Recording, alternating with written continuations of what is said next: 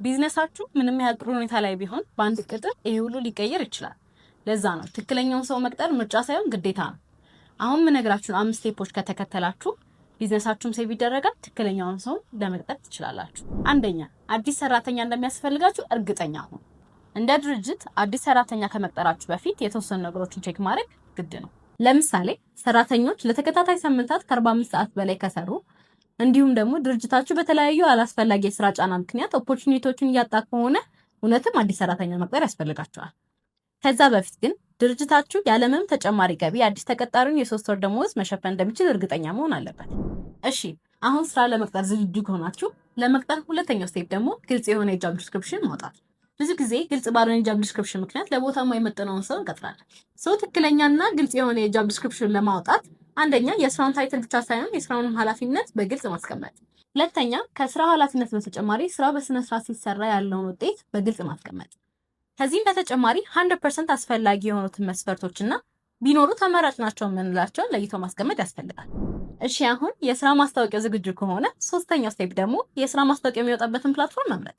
ከጋዜጣ ጀምሮ እስከ ሊንክዲን፣ ከዌብሳይት ጀምሮ ደግሞ እስከ ጆብ ቦርድ ድረስ ብዙ የስራ ማስታወቂያ የምናወጣባቸው ቦታዎች አሉ። እንደ አፍሪወርክ ያለ ፕላትፎርም የምትጠቀሙ ከሆነ ደግሞ ትክክለኛ የሆነውን ካንዲዴት እንድታገኙ ያግዛቸዋል። ስፔሻሊ ደግሞ አፍሪወርክ በጣም ብዙ ስራ ፈላጊዎች የሚገኙበት፣ ነፃ የማማከር አገልግሎት የምታገኙበት እንዲሁም ደግሞ ፈጣንና ለአጠቃቀም ምቹ የሆነ ፕላትፎርም ነው። የስራ ማስታወቂያው ከወጣ በኋላ ደግሞ ወደ ዋናውና አራተኛው ስቴፕ ደረሳችሁ ማለት ነው። እሱም የስራ ፈላጊዎችን ሲቪ ኢንተር ማድረግ ነው። ሲቪን በአግባቡ መገምገም ትክክለኛውን ሰው ለመቅጠር ዋነኛውና ወሳኝ ስቴፕ ነው።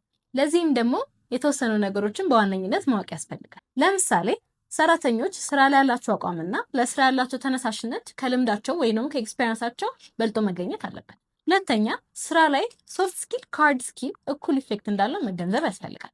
ሲቪ ላይ ከተዘረዘሩት መረጃዎች በተጨማሪ አመልካቹ ችግሮችን የመፍታት አቅሙ፣ ከሰዎች ጋር ቶሎ የመግባባት ችሎታ እንዲሁም ደግሞ ከስራው ጋር ቶሎ የመላመድ አቅሙ ትልቅ ጥቅም እንዳለው መገንዘብ ያስፈልጋል። ይህን ሁሉ ከጨረሳችሁ በኋላ ወደ አምስተኛውና የመጨረሻው ስቴፕ ደርሳችኋል፣ ኦንቦርዲንግ። ሰራተኞቻችሁን በትክክል ኦንቦርድ ማድረግ ለቢዝነሳችሁ ወሳኝ ነገር ነው።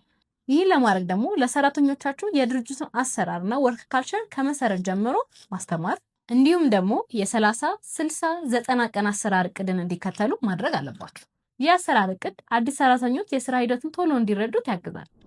የመጀመሪያው 30 ቀናት ከሌሎች ሰራተኞች ልምድ የሚወስዱበት፣ ቀጣዩ 30 ቀናት ደግሞ የተማሩትን በጥቂቱ የሚተገብሩበት ሲሆን በመጨረሻ 30 ቀናት ደግሞ የተማሩትን በትክክል የሚተገብሩበት፣ ስራቸውን ደግሞ ከድርጅቱ ዓላማ ጋር የሚያስኬዱበት አሰራር ነው። የቢዝነሱ ባለቤት ብትሆኑ ቢዝነሳችሁ በሰራተኞቻችሁ እጅ ነው። ብዙ የለፋችሁበትን ቢዝነስ ለብቁ ሰራተኛ ካላስረከባችሁ ቢዝነሳችሁ አደጋ ላይ። ትክክለኛውን ሰራተኛ መቅጠር ግዴታ ነው። እስካሁን የነገርኳችሁ ስቴፖች ከተከተላችሁ ደግሞ ትክክለኛውን ሰራተኛ መቅጠር በጣም ቀላል።